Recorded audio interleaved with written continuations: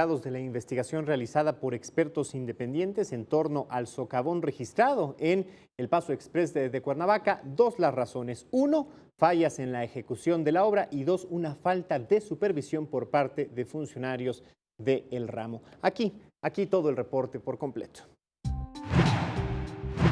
El socavón que se abrió el pasado 12 de julio en el Paso Express de Cuernavaca, donde perdieron la vida 2 personas, pudo haberse evitado con un cambio de alcantarilla. Así lo declararon 3 especialistas que realizaron un peritaje en la zona. Si esta alcantarilla se hubiese modificado a un mayor tamaño con buen estado, no se hubiese presentado el problema del socavón. Por medio de un video se observó que el tubo de alcantarilla estaba en malas condiciones, además de las fallas en los muros de contención y la erosión que se produjo por debajo de esos muros.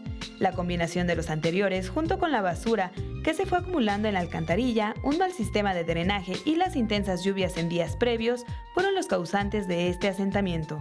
Los especialistas indicaron que desde octubre del año pasado se mostraron afectaciones de la carretera cuando estaba en proceso constructivo. Sin embargo, se hizo caso omiso de las sugerencias. El contratista de la obra sugirió colocar un relleno ciclópeo en la base en lugar de un embovedado que se contemplaba para el desplante del muro.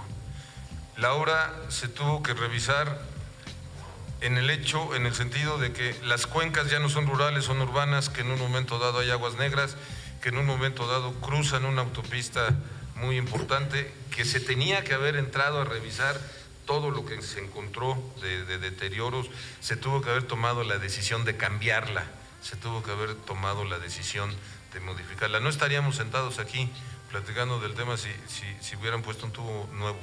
Iraíz Morquecho, 21 Noticias.